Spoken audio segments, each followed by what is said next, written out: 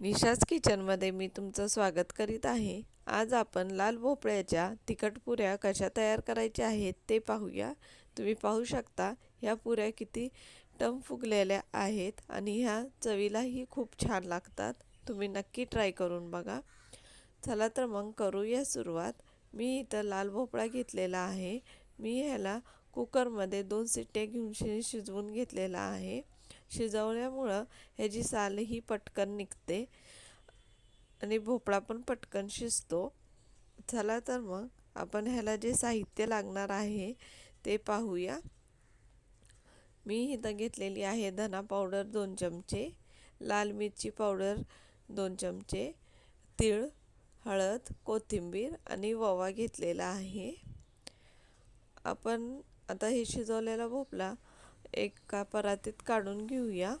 आपल्याला हे आता परातीत काढून घेतल्यावर थोडासा थंड करून घ्यायचा आहे। आता हा थंड झाला की आपण ह्याच्यामधला गर काढून घेणार आहोत चमच्याने। तुम्ही पाहू शकता या प्रकारे आपल्याला चमच्याने ह्याचा गर काढून घ्यायचा आहे। व्यवस्थित शिजल्यामुळं ह्याचा गर पण पटकन निघतो आणि सालही बाजूला होते भोपळ्याची। आता ह्या प्रकारे आपण सगळ्या तुकड्यांचा गर काढून घेतलेला आहे। आता आपल्याला चमच्याने हे व्यवस्थित मॅश करून घ्यायचं आहे। तुम्ही पाहू शकता ह्या प्रकारे मी आता पूर्ण भोपळ्याचा गर व्यवस्थित मॅश करून घेतलेला आहे। मी इथं 2 वाटी गव्हाचं पीठ घेतलेलं आहे। आपल्याला ह्या मॅश केलेल्या गरमध्ये जेवढं पीठ बसेल तेवढं आपल्याला घालायचं आहे। तांदळाचं पीठ घेतलेलं आहे अर्धी वाटी मी। ह्यानं पुऱ्या खूपच छान होतात, कुरकुरीत होतात। अर्धा चमचा साखर घेतलेली आहे। साखर टाकल्यामुळे पुऱ्या आपल्या टम फुगते ती आणि मीठ चवीनुसार। आणि आपण जे साहित्य घेतले होतं मगाशी तुम्हाला मी दाखवलेलं ते आपण ह्यात घालूया। कोथिंबीर, धना पावडर, लाल तिखट, हळद आता मी ह्याच्या पिठामध्ये घातलेलं आहे। आता आपल्याला हे व्यवस्थित हळूहळू करून पीठ मिक्स करून घ्यायचं आहे, मळून घ्यायचं आहे। आपल्याला पाण्याचा वापर नाही करायचा आहे।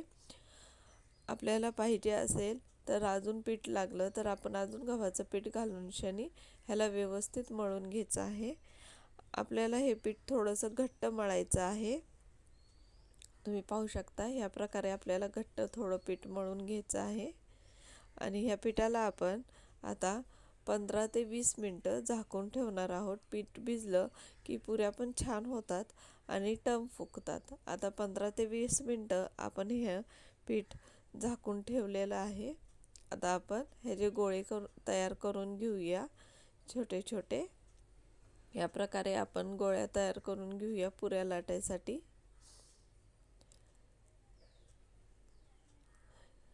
आता आपण ह्याच्या पुऱ्या लाटून घेऊया। या प्रकारे आपल्याला छोट्या छोट्या पुऱ्या लाटून घ्यायच्या आहेत आणि आपल्याला खूप पातळ किंवा जाड नाही लाटायचं आहे। मीडियम आपल्याला ह्या पुऱ्या लाटून घ्यायच्या आहेत।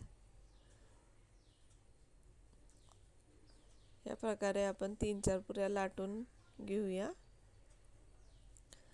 तुम्हाला जर माझी ही रेसिपी आवडली तर माझ्या चॅनलला नक्की लाईक, शेअर आणि सबस्क्राईब करायला विसरू नका। तुम्ही पाहू शकता ह्याला किती छान कलर पण आलेला आहे पुऱ्यांना।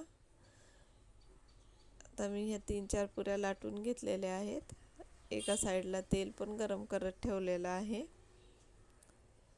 आता माझ्या ह्या पुऱ्या लाटून झाल्या आहेत। आता आपण तेल गरम झालंय का पाहूया आणि आपल्या पुऱ्या तळून घेऊया। तुम्ही पाहू शकता तेल पण गरम झालेलं आहे।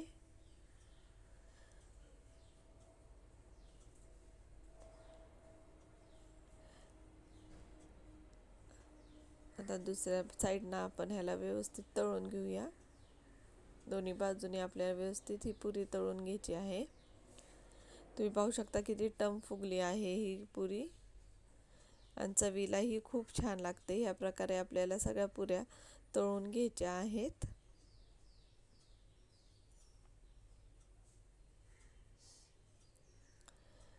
लहान मुलांना तर खूपच ह्या पुऱ्या आवडतात.